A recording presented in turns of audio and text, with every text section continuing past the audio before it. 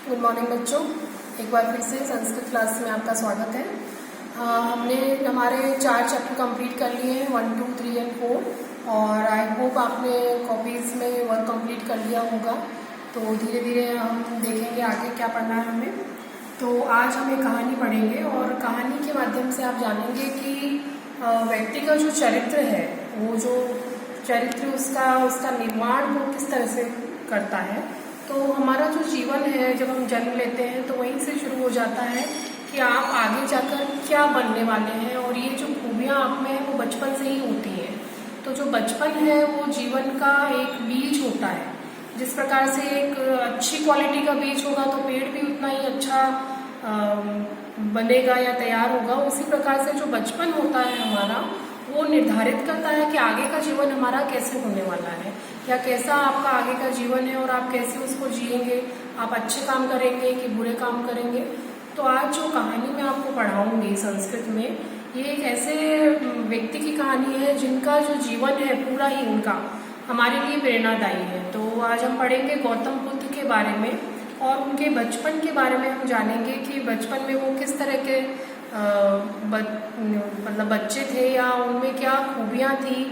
तो उसी के आधार पर जैसे जैसे वो बड़े हुए तो उन्होंने देश के लिए और पूरे विश्व के लिए क्या उन्होंने किया था। तो जो बौद्ध धर्म है उसके बारे में आप लोग सब जानते हैं कि केवल भारत में ही नहीं, ये पूरे विश्व में प्रसिद्ध है।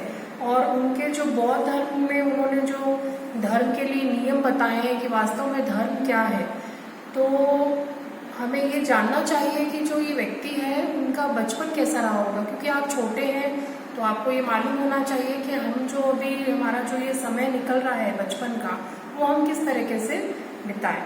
तो आज हम पढ़ते हैं गौतम बुद्ध के बारे में।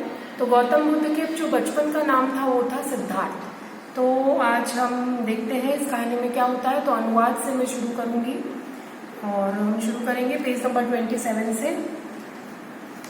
और दूसरा, इस चैप्टर के साथ में आज आप देखेंगे मैंने बोर्ड पे लिखा है अवयव। हमेशा मैं शब्दार्थ लिखती हूँ, तो ये जो आज चैप्टर में आपको पढ़ाने जा रही हूँ इसमें हम अवयव शब्द पढ़ेंगे। अवयव शब्द वे शब्द होते हैं जो किसी भी प्रकार से व्याकरण में, जैसे लिंग है, वचन है, काल है, इसके आधार पर उनमें कोई चेंज नहीं होता है। अवयव शब्द हमेशा जैसे वो है वैसे ही वाक्यों में यूज किए जाते हैं। तो सबसे पहले आप देखेंगे अवयव शब्द दे रखा है मैंने अति, अति यानी बहुत अधिक। दूसरा है अत्र यानी यहाँ। तीसरा है यतोहि क्योंकि। तू यानी तो। एकदा एक बार। अपि यानी भी। च और एव ही। ये सारे शब्द जो मैंने इधर लिखे हैं या उस तरफ लिखे हैं, ये हमने 6th क्लास में भी आपको मैंने बहुत अच्छे से एक्सप्लेन किया था। च का अर्थ क्या होता है, और क्योंकि ये बार बार ये शब्द आते हैं अपि, च और एव, यतोहि और अत्र, ये तो हर चैप्टर में आपको दिखाई देंगे कि ये अवयव शब्द है। तो इनका मीनिंग आपको अच्छे से याद रहना चाहिए। तो हम शुरू करते हैं हमारा अनुवाद। Page number 27। एकदा बालः सिद्धार्थः प्रातः काले उपवने भ्रमति स्म। एक बार बालक सिद्धार्थ सुबह के समय बगीचे में घूम रहे थे। अत्र खगानां मधुर कलरव तु अति मनोरम अस्ति। जो बालक सिद्धार्थ जो थे उन्होंने अपने मन में विचार किया, यहाँ तो पक्षियों का जो मधुर स्वर है या कलरव है वो अति मनोरम अस्ति, बहुत ही मन को प्रिय लगने वाला है। किंचित कालांतरे तस्य भ्राता देवदत्त अपि उपवने आगच्छत। कुछ समय पश्चात उनका भाई देवदत्त भी उस बगीचे में आ गया। अब मैंने अभी आपको बताया था अपि यानी भी, इसका भी हमने यहाँ यूज किया है। सह शरेण आकाशे एक हंसम अविद्यत। उसने अपने बाण से आकाश में उड़ते हुए एक हंस को भेद दिया। भेद दिया यानी तीर मार के उसको घायल कर दिया। शरेण विद्धः हंसः भूमौ अपतत।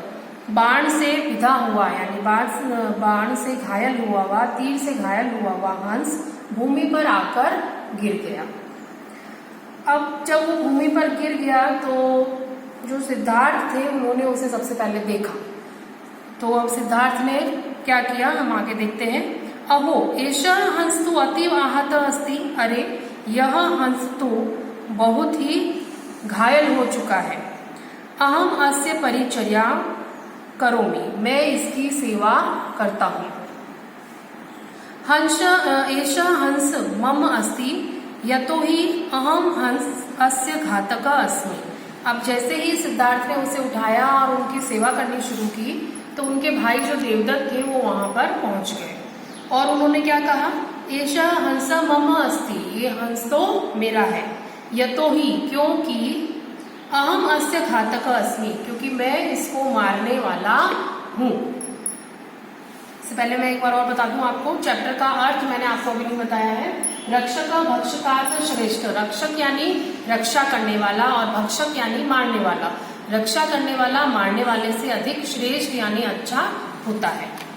पेज नंबर 28 पर अब आपस में दोनों भाइयों की बातचीत हो गई है। एक ने उसको बचाने का प्रयास किया और दूसरे ने मारने का प्रयास किया। बचाने का प्रयास किसने किया, सिद्धार्थ ने, और मारने का प्रयास किया है देवदत्त ने। तो अब आपस में उनकी जो बातचीत हुई है उसको हम आगे बढ़ाते हैं। क्या हुआ आगे, एषा हंस मम अस्ति यतो ही अहम अस्य रक्षक अस्मि। अब हाँ, जो सिद्धार्थ है उन्होंने भाई से कहा कि ये हंस तो मेरा है क्योंकि मैं इसकी रक्षा करने वाला हूं, मैंने इसे बचाया है। सिद्धार्थ से देवदत्त से च मध्य विवाद अभवत। अब सिद्धार्थ और देवदत्त के मध्य आपस में क्या हो गया था, झगड़ा हो गया था, विवाद हो गया था। तो नरपत से समीपम अगच्छताम, अब वो दोनों राजा के पास गए। राजा कौन थे, उनके खुद के जो पिता थे वो उनके राजा थे। युवाम कथय अकथय मम हंसो हंसो अयम मम हंसो अयम। अब जो दोनों ही थे राजा के समीप गए तो राजा ने कहा, युवाम तुम दोनों कथम कथयम, किस प्रकार से कह सकते हो ये हंस मेरा है।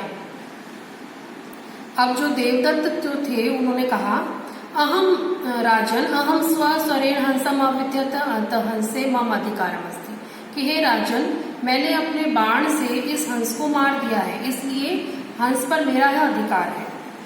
अब इसके पश्चात जो देवदत्त ने बोल दिया है उसके बाद में सिद्धार्थ ने कहा, राजन अहम स्वपरिचर्याम